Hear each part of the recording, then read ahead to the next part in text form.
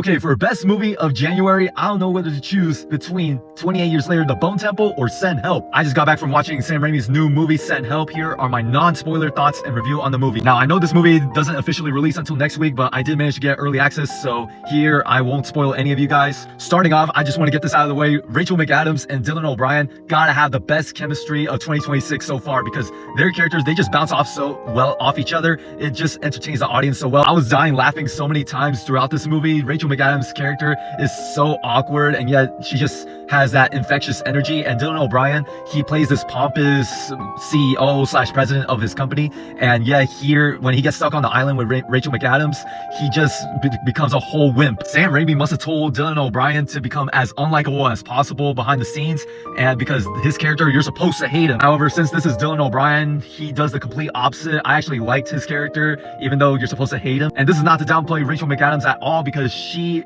her and Dylan are the stars of the show, obviously. Like, they're the only two characters on screen throughout the entire movie. And the performances Rachel and Dylan put on to portray these characters and their personalities, where they're complete opposites, I just gotta say, they definitely have to win awards because their performances were top notch. Now, at first I didn't understand why this movie was marketed as a horror movie, but now that I've seen it, I understand why. The way Sam Raimi, since he is a horror movie director, of course he finds ways to add some horror, and yeah, there are some horror moments in here. And once y'all see the movie, you'll definitely see what I mean when there's a bunch of Sam Raimi's classic horror charm in there. And speaking of the classic Sam Raimi charm, the comedy in this movie had me dying. The interactions and dialogue between Rachel McAdams and Dylan O'Brien's characters definitely remind me of the comedy from Sam Raimi's Spider-Man trilogy. It kind of reminds me how Tobey Maguire's Peter Parker interacts with other characters like J. Jonah Jameson, and how they just bounce off each other and make quick banter. Also, since this is a horror movie, the brutality in this movie is insane. There is so much gore in this movie, and there are so many twists and turns they take with Rachel McAdams' character Linda that you do not expect it at all. I was mind blown by